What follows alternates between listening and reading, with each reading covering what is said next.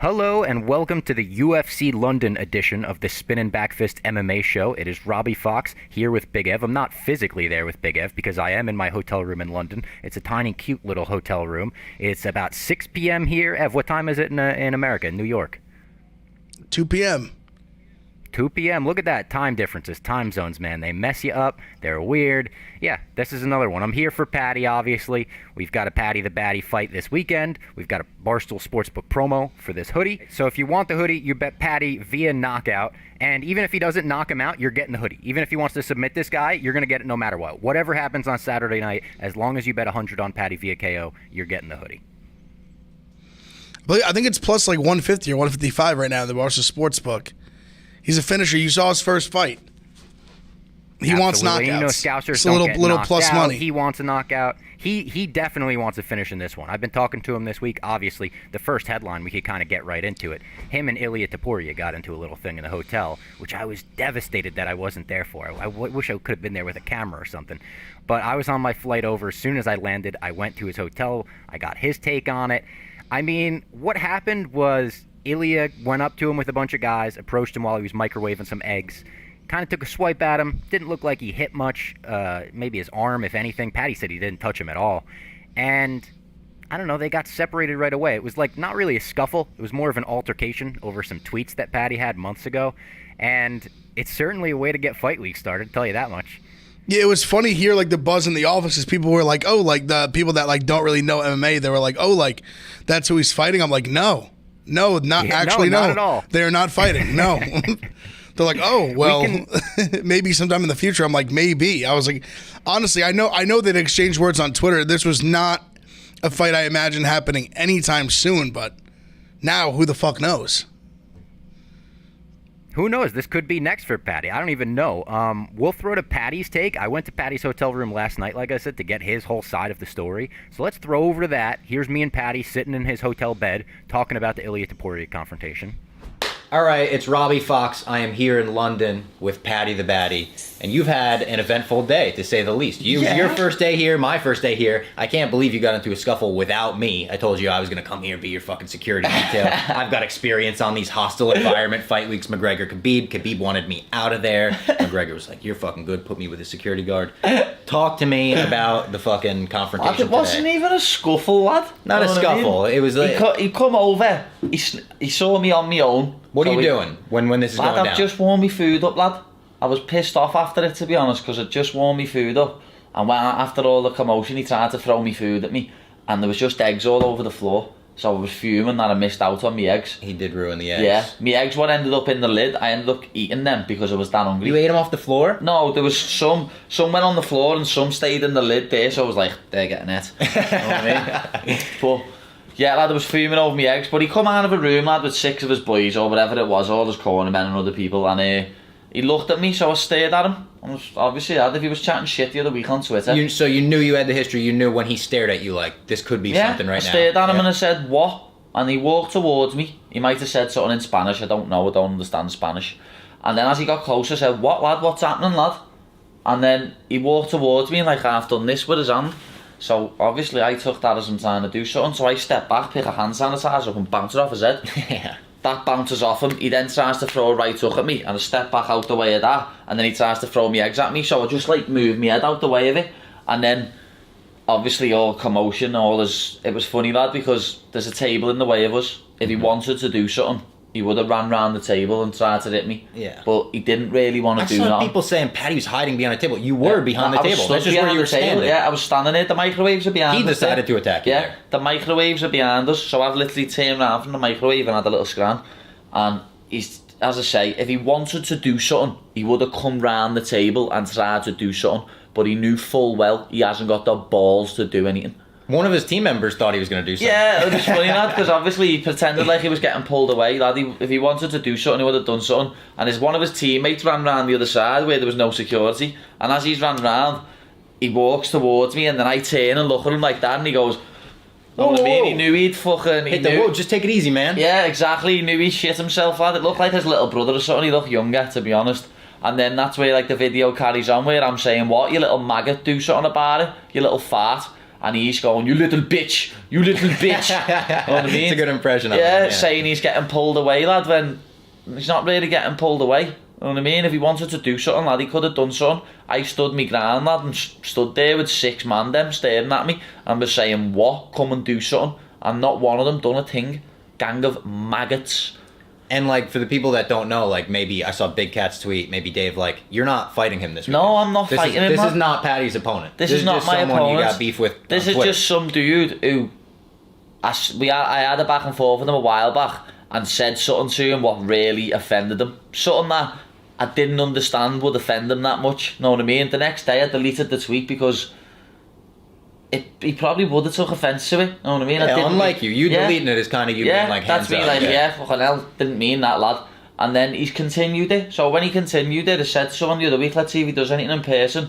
And he said, let's see if we see each other. So I said to him on Twitter, well, you're going to see me, aren't you, stupid cunt? Because we're in the same hotel. And then obviously he saw me and he tried to come over and act the big balls. And his tweet, too, I just wanted to point this out. He wrote, I warned you. This is what happens when you disrespect me and my country. You saw me and wanted to greet me because you shit your pants. And you should thank my team because if it wasn't for them separating me, I would have taken your head off. Well, lad, if that's a crazy, like, takeaway from that encounter. I'm surprised he put the video out. Yeah, he makes himself look stupid. He doesn't look good in this video. No, he doesn't. He makes himself look like an idiot. And that's all he had to say about it. I mean, obviously, he regrets saying the stuff he did on Twitter. He said sorry for it, and he's like, that's all I could say. I mean, I don't know what's going to happen next. I know that Ilia Topuria and Paddy have, like, different schedules, and Blaze was showing me they're, like, making sure they're not even on the same floor at the same time now, using, like, presidential security terms. They're like, the eagle has landed, go to 5 o'clock, you know, all that kind of shit. So I thought that was very funny.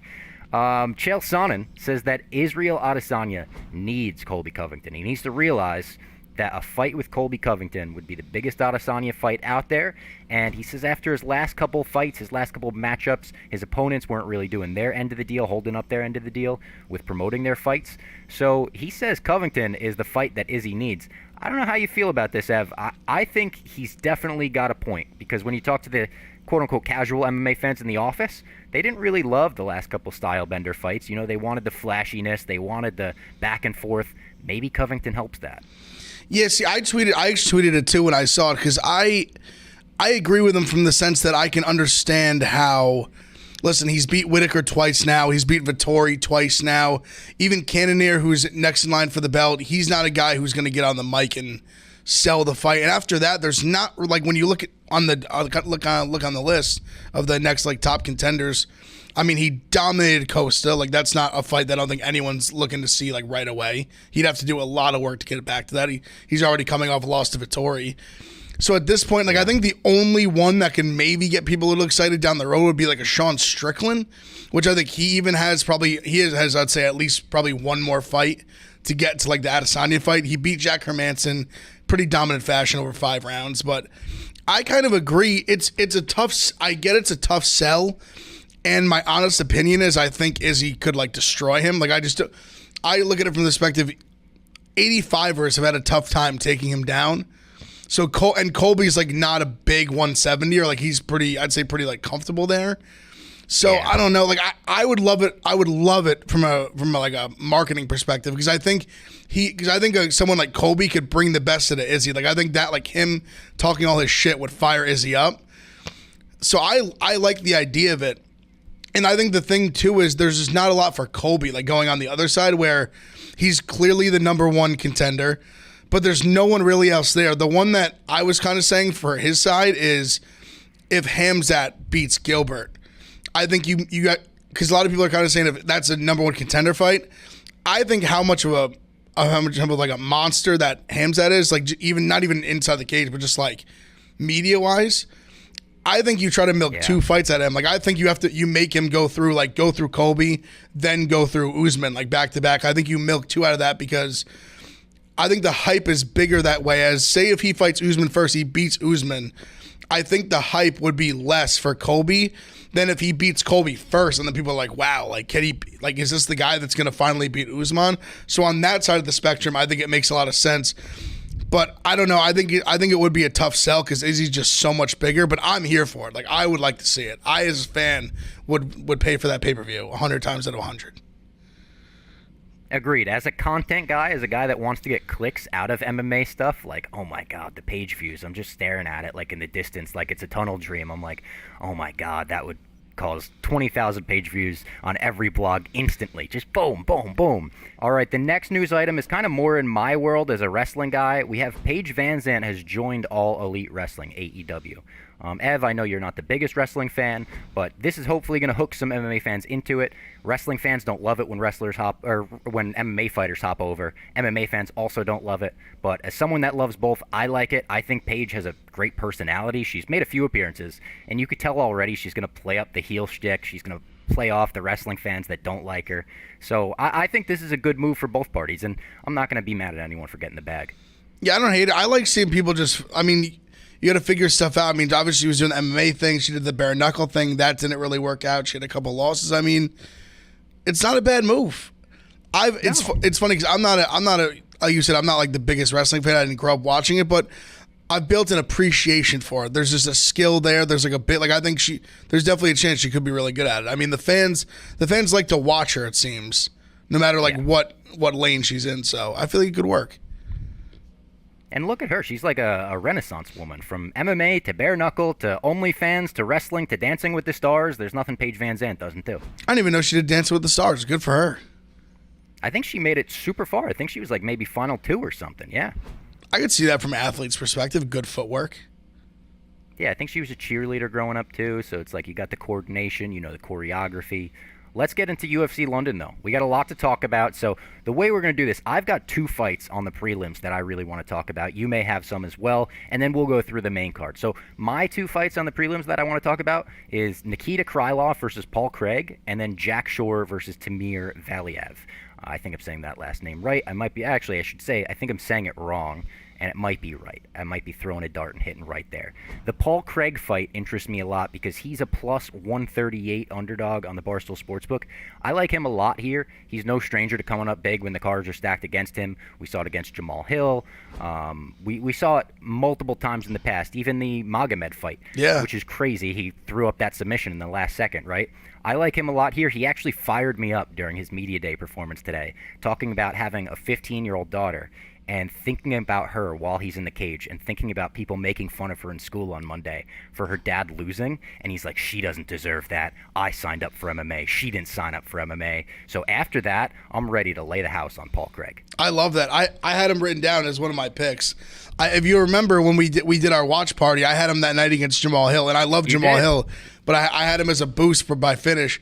See, he's got here, I like, just from like a gambling, I like him by sub. It's like 450 because I think this is a fight that, like, if he wins it, there's a good chance it's by submission. So I think if you're going to take him at plus like that 140, 150 range, maybe a little sprinkle in submission plus 450. But I even liked, I don't know if you saw, there's a nice little tidbit about what he talked about Jamal Hill and how like his mom like still talks to him.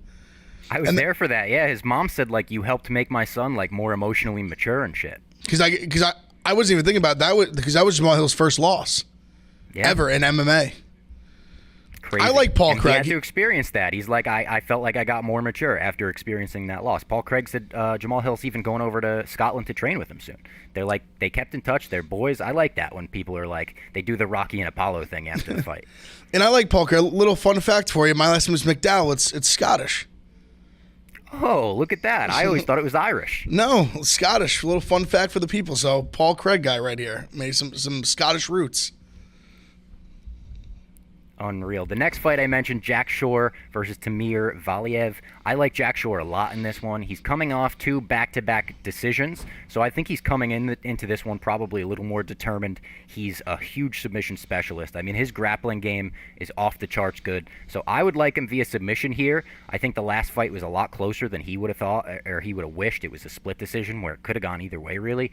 So I think he rides off the high of the crowd. He's going to be walking out to Oasis. Everyone's going to be singing along, and he's going to get that home crowd advantage. I'm taking Jack Shore plus 100. And if you want to sprinkle on a prop, you know, I'd throw him via submission. Yeah, I had him written down here too. I like him as well. I think he should be the favorite. I mean, the grappling edge is huge. I think the wrestling edge is there. I mean, And I agree with you. I was going to ask what you thought about this because you've been to a lot more fights than I have. Like, are you a believer in like that home crowd really like giving you that extra boost? Because I think it kind of does. Like, I feel like certain people like really like that adrenaline gets going. Like, you just get fired up. It really like gives you a little something extra. I definitely like subscribe to home team advantage, even in MMA, where some people are like, nah, it's bullshit in MMA. Like, if we're talking London, if we're talking Australia, if we're talking Brazil, these crowds are just different people, man. They're there for a party. You know, they're going to be singing, dancing, chanting all night long. And for some of these walkouts, I mean, Paddy's walkout is going to be outrageous. Oh, yeah. He's been telling everyone. He said Dana's going to look at him and go, oh, my God, this is the second coming of Jesus Christ when he walks out. Because it's going to be a rave. Everyone's going to be fucking raving, boo, boo, boo, dancing. It's going to be tremendous. So I like Jack Shore a lot in this one. Do you like any other prelims on this card? The one, honestly, the only one I had written down that I liked like betting was Molly McCann. I know that's Patty. Well, that's Patty's I think girl. She's on the main card though. Is she? Did it get bumped up? Okay. So then we'll wait for that one. But Molly McCann was one. So I have her on the main card. Yeah, I have her as well. You can't bet against Molly. We could kind of start there as far as the main card goes. When her and Patty are on the same card, they don't lose together. No, that's been proven in the past. I think Molly McCann is so fired up. I was with her last night. She was in the hotel room with Patty, and immediately she was just like talking about the fight, standing up, shadow boxing. She's like legit hype. I wouldn't even say locked in. Like neither of them are like quote unquote locked in yet. Patty's just chill as I've seen a fighter. He'll lock in when it's time for the walkout. And Molly is just like excited. She's like, she had a documentary premiere. I think they're doing a physical premiere this week that she's going to go to. So they're both like riding high off just the good vibes right now, and I kind of love it. She's minus 134 against Luana Carolina's plus 105. Molly loves a decision. I would like her via decision here if you're looking to get a prop there as well. But yeah, Molly McCann, come on. You can't bet against the meatball. No, and especially, I mean, little home cooking maybe on the judges, and maybe it's a close fight, maybe lean to the home fighter. I mean, I'll take that. Exactly. That's a real thing. 100%. The fight that's going to kick off the fight that's going to kick off the main card is someone that we were talking about earlier, Ilia Topuria. He's minus 455 in the Barstool Sportsbook against Jay Herbert, plus 325.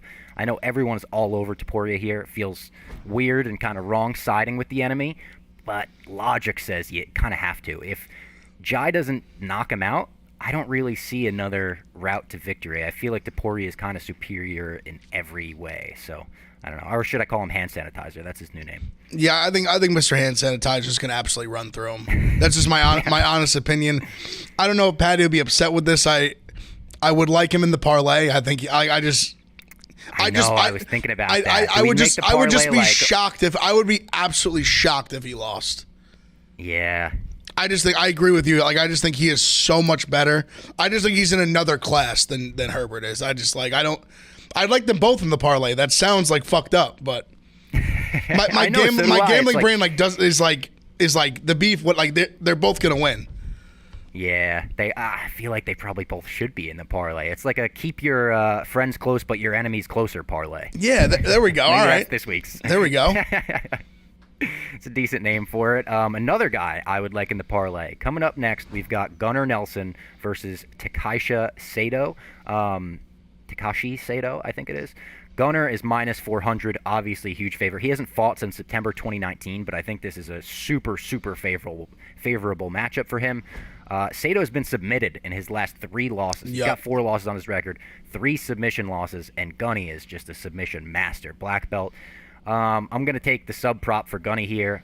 Minus 400 is like tough. You maybe a parlay piece, but you know, I don't know if you take a money line there, just parlay him. I would take him via submission.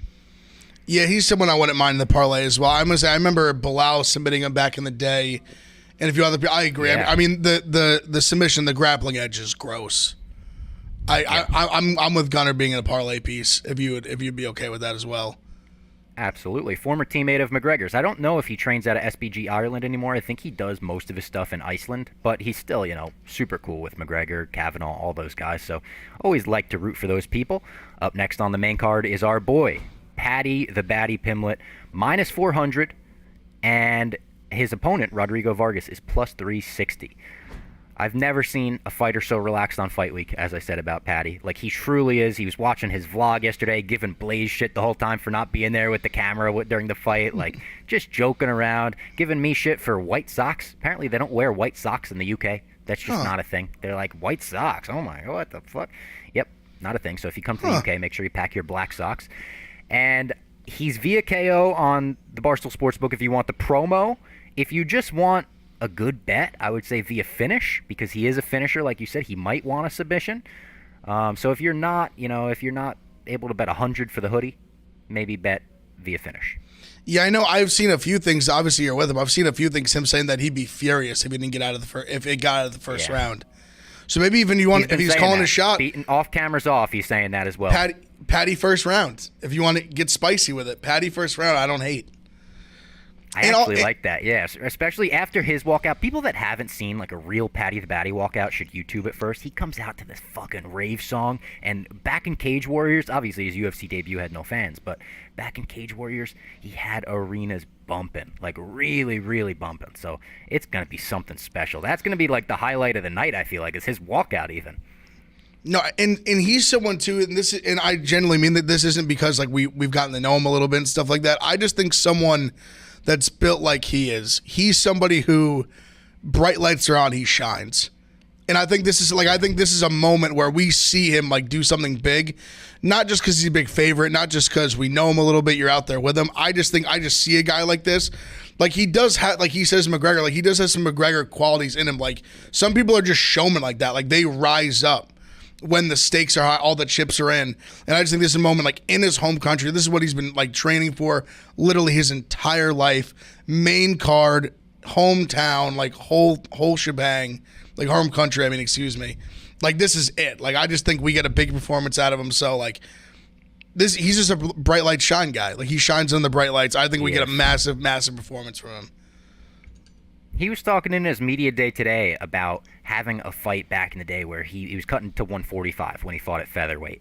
And he was like 1 kilogram of water away from dying, 2 kilograms away from like going into kidney failure or something like that. Maybe I got it switched up.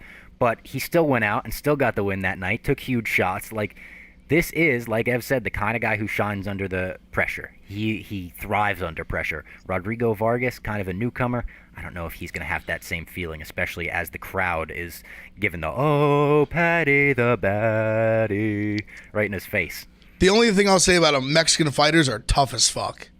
Yeah. So Paddy's going to have to bring it, but I believe in our guy. A big head. Yep, sure does. I believe in our guy, though, but that's the only thing I would say is they're not easy guys to knock out. They keep coming. No, but yeah, he'll bring the fight to Paddy. He'll keep walking forward, hopefully, because that'll make for the most entertaining fight we could get. The next two fights, the co-main event and the main event, are the two that I'm kind of going back and forth on more than any other on this card. The main event especially. Arnold Allen versus Dan Hooker in the co-main event. 127, minus 127 for Allen, plus 102 for Dan Hooker. Hooker posted a picture last night where he was on the scale at 162 pounds. He's got to cut to featherweight for this fight. He's fighting at 145. And he looked skinny. We saw him in the hotel. I saw him last night, and I saw him this morning. He looked really, really depleted.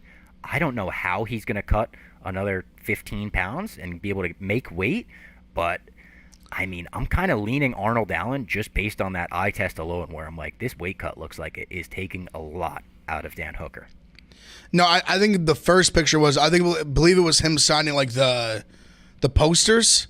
That I saw a lot of MMA Twitter was being like, oh, like he looks like a crackhead. He looks so skinny. Like his face already on like what was that, Monday or Tuesday, just looks so sucked out already. But I know he did at the Performance Institute in Vegas. He did a like a trial cut, and I saw that he posted a video of him making 146. Yeah. So he did it on his own. I know the pressure of fight week. There's a lot going on. I'm sure it makes it more difficult. I don't know. I want to take a chance on him here. Like I just think, even being so skinny, seeing them face off yesterday, he's much bigger than Allen is. Way bigger. Yeah. I mean, this is a guy. Dan Hooker's history is like so crazy because like this is a guy who's knocked out Gilbert Burns, and he's fighting in one. He's true, and he's fighting in 145. Like it's just crazy. Like MMA math just like doesn't work out. But I don't know. He's just a big guy, and Allen doesn't have like Like, I think he's very, very good. I don't know. Like, I think Hooker's going to be a tough guy for him to wrestle with. Just because he's so long. Like, he's just so big for the division. I like taking a shot in Hooker here. I don't know. Maybe it's my bias that I just like the guy, like, personally. And I like his fighting. And I like his fighting style. And I think he's much better than some of his, like I think he's much better than, like, the Michael Chandler performance.